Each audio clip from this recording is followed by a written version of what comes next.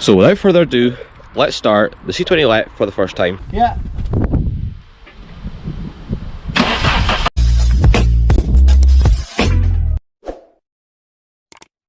Right guys, so yes, in today's video, we're going to be hopefully getting the engine bay finished off and getting the engine completely back together again. Right, so in this video, we're going to be installing the sump gasket and the baffle plate. We're going to be installing the pulley and obviously this alloy bit here. We're going to install the camshafts, and also we're going to install the turbo and all the ancillaries and hopefully all the radiator and all that kind of stuff. So then hopefully when all that's done, we should be ready to start it up for the first time since I've owned the car. So we have got a lot of work to do, and believe it or not, today is Thursday, I believe, if I can remember rightly, and everything won't be done today. This video will be spanned out over a few days. So, but regardless, you will see everything in this video. So, we've got a lot to be cracking on with. So, with that being said, let's crack on, and we'll do the sump gasket first today, and then the rest we'll do obviously all the camshafts and turbo. It's a hybrid turbo we have. I'll show you that now. I'll just move all this nonsense off it. A brand new hybrid turbo. So yeah, this is the turbo we have to go on as well. First thing to do is get the sump gasket on, and then we'll crack on from there. So let's get started. Right, so here's the brand new Victor Ryan's sump gasket and the baffle plate to be installed onto my C20LET. We also have a brand new magnetic sump plug as well in blue, which is a nice touch, with a brand new copper seal. And also we have brand new bolts gone as well, all proper stuff. So everything's brand new to go on. So let's get this on.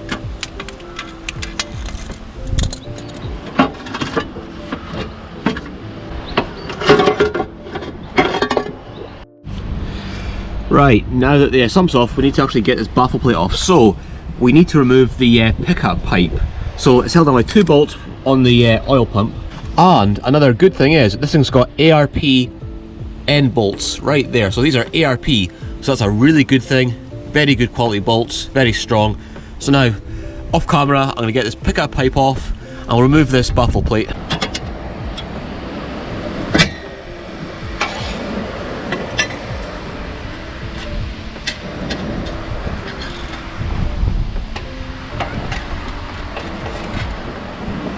Right, that's all the surfaces clean, ready for the new sump gasket to go on and the sump. Right, now that's the sump all nice and clean. Now let's go and put it on the car. Right, that's the Victor Ryan's sump gasket and baffle plate and the cleaned pickup pipe all installed. Now, for anyone who's doing this themselves, the pickup pipe is only held on by two 10mm bolts at the bottom of the oil pump just here. And there's a little kind of clamp holding it on just there. So, that being said, let's get the sump on. Right, that is the sump on with the brand new sump gasket, and obviously installed with the brand new magnetic sump plug, which looks really, really nice, and why not? Right guys, so believe it or not, it's actually quite a new day. It's been a few days since I filmed that last clip, and as I said, I went on my mechanic guy coming around just to give me a little bit of a hand, because honestly, I can't be bothered working on cars anymore. I've been doing it for years and I just can't be bothered anymore.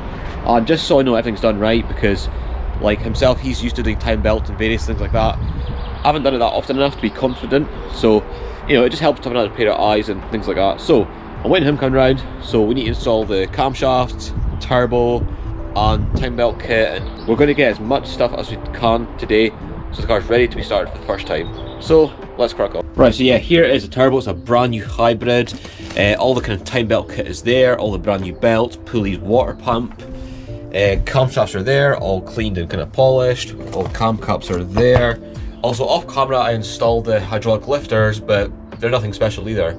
They were sat in oil for weeks, so all the oil got into the necessary places, and they literally just pop in by hand. They're really easy.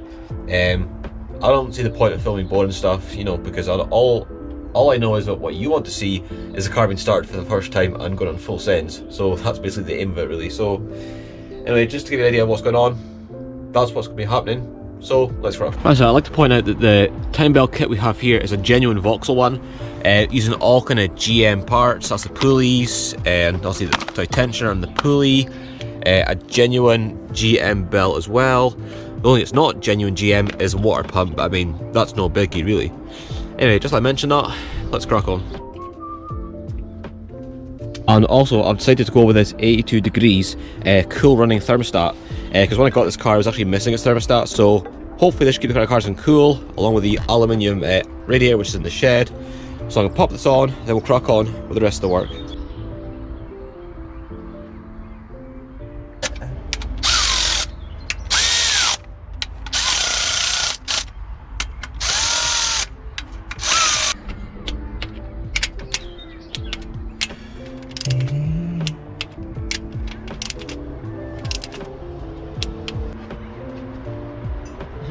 So the only kind of main problem we have is there's a snap stud in there and we're having a bit of problems getting that sorted, so unfortunately we'll have to leave this one snap stud, and hopefully when it's all bolted down it'll seal. Either that or we'll figure something out in the future. All this is torqued down with assembly lube. We're just waiting to put the time belt on and all the pulleys and water pump. I'm just installing the brand new gasket onto the cam cover. We've got brand new bolts. So that being said, let's crack on.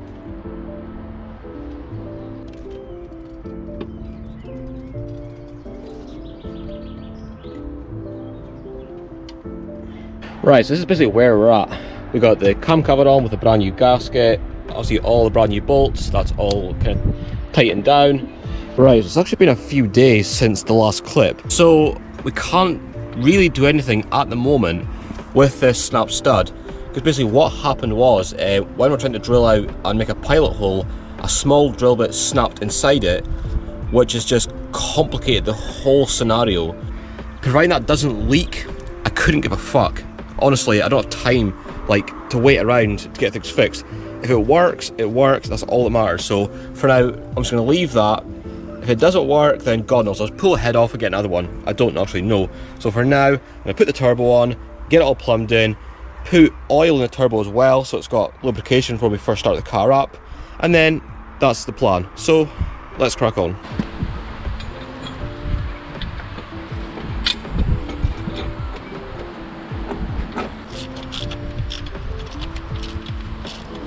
Right guys, so the turbo is bolted to the cylinder head. The 3-inch downpipe is all bolted on. Also, we've got the brand new genuine GM oil filler on as well. So now we can put on the timing belt. We already have the brand new water pump on there as well. So once the time belt's on, I just need to give the car a once over, make sure everything is ready, and then we can turn the key for the first time. It's quite tricky actually, right off the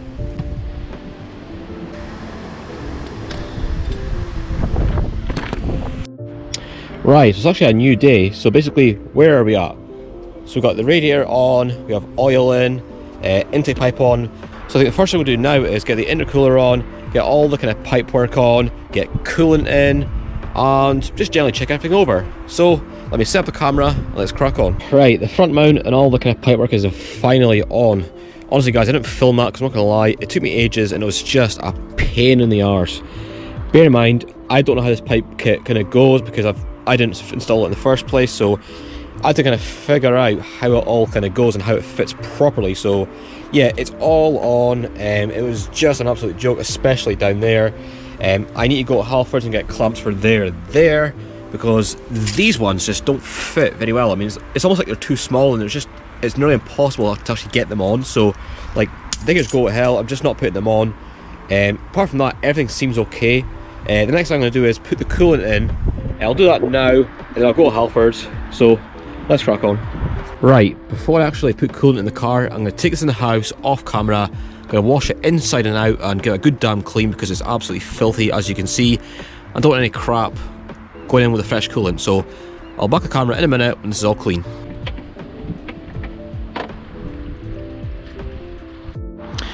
Right guys, we're finally done. Now, we had a bit of a problem there actually. When I put the coolant in, I was squeezing all the pipes to make sure there's no air leaks or anything at all, and it started leaking all the water from the thermostat housing. So I had to remove that and replace the seal in it, which was quite lucky actually because I did have a spare brand new seal in the car. I just kind of forgot to put it on, so I had to replace that, and now we're all good.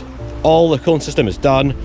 Front mount on. Like I said, I had to go to Halfords to get different clips because the ones that came with it were just rubbish. This didn't actually work full stop and they're too small. So I got them, they'll do the trick. Everything's good. Also, here's some other good things I did off camera. Just some small touches like these little blue washers here and there. I'll probably use them for the bumper attachment as well. Plus I've installed a boost gauge pillar pod. And also I've installed this off my Subaru. Now I've got my fuel to air ratio gauge here with the AEM wideband and the boost gauge. So this will do for now. I just put it in there quickly. I didn't like the kind of bit there with the vent, so I need to replace that. I kind of want them together, and I kind of like this, to be honest. It kind of suits a Corsa, to be honest. And they're both together, so I can see them both at the same time, rather than having them separate on that little thing that was there, but obviously that's gone now. So I'm quite happy with that. Hopefully everything goes to plan when I first start the car up. Hey guys, here's something really special I have to go in the Corsa. I'll put it on quickly off camera. It is a Momo Champion steering wheel. Very period correct, super cool. I'm definitely going to need it with all that torque, steer and power. So I'm going to quickly put this on off camera. I'll just stand back and enjoy it and how good it looks. Right now, something worth mentioning if you're removing the steering wheel on a Corsa B, you kind of need a special tool to kind of remove the actual steering wheel from the spline itself, because no matter how hard you pull, sometimes it's not impossible to get these off without this special tool. Now, this is a Voxel steering wheel removal tool for older Voxels, I believe. Now, I'll set it up and I'll show you how to remove the steering wheel. I'll show you on camera because it's sun, but that is the tool set up. Now, this tool is specifically designed for this, so it's really handy. I've had it since I was like 17 years old, had it for years, it's saved me many times.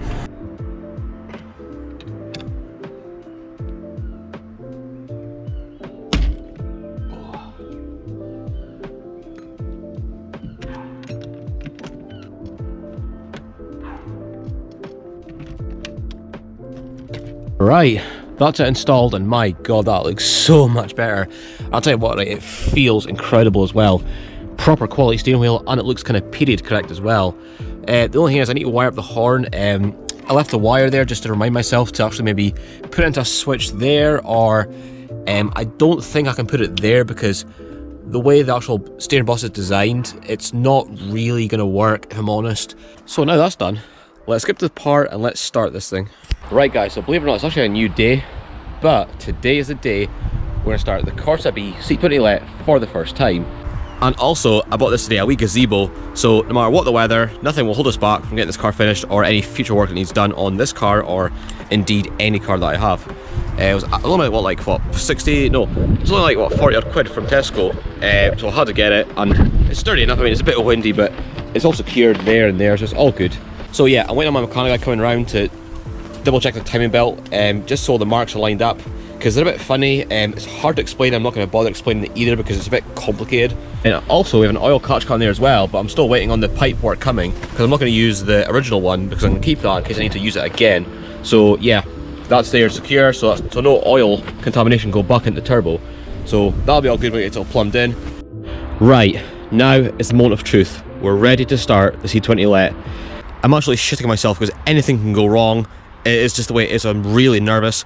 So in case there's no oil pressure for any reason, I'm going to get my mechanic to check the drain plug underneath the turbo. So if there's no oil coming out of there after the first few seconds, I will turn the engine off to play it safe. So without further ado, let's start the C20LET for the first time. Ready? Yeah.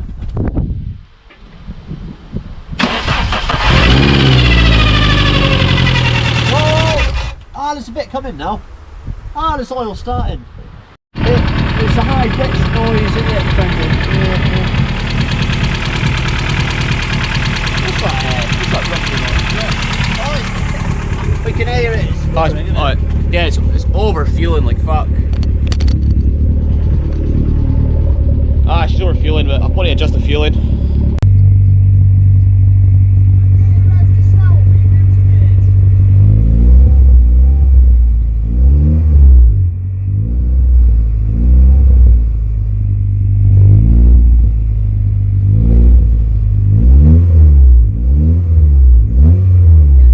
Right guys, it's a new day. Just want to give you guys a bit of a recap on the events that took place on the day that we first turned the key on this thing for the first time. So yeah, when we first turned the key, there was a really loud kind of metal to metal noise. Now, we later actually found out that that was the cam gear rubbing against the timing cover on the kind of inside part of that, so we fixed that.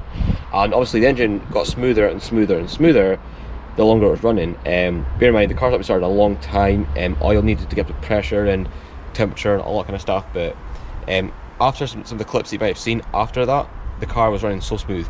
The only thing we need to try and figure out is getting the car fueling properly, because it's not fueling properly at all. It's not idling properly either, it's a bit high. So what we need to do is, maybe in a separate video, or maybe even later in this video, I'm not sure yet, we're going to install the adjustable fuel pressure regulator and get that all kind of set up and see if we can adjust the fueling that way and get things working a little bit better. But apart from that, everything's going really well so far. So the only thing that's left to do really is put on the adjustable fuel pressure regulator. I need to flush the coolant again because there's some crap in the header tank from, it's probably been sitting in the engine from a long time ago. Also got the oil catch can all kind of fitted now as well, got it bolted there. I might actually relocate it in the future, I'm not too sure. It seems suitable enough there. It's good enough the way it is, it'll do the job. There's not really anywhere else you can put it. I mean it does the job and it looks good, so happy with that. But there's nothing really else to talk about. I mean, it went well apart from that noise at the start, but regardless, I'm really happy with how the car's coming along. I'm not sure what the next video will be, but I'm sure you guys will see it when you do. Oh, what can I say? It's been a success. The first start, I was really scared, I'm not gonna lie, but regardless, the car started fine and everything turned out okay in the end. The car will need some fettling, but we'll get that done eventually, and I'll update you guys on everything that's going on with this C20LET. So anyway, hope you enjoyed this video. If you did, give it a thumbs up, subscribe if you're new. I'll see you guys in the next video.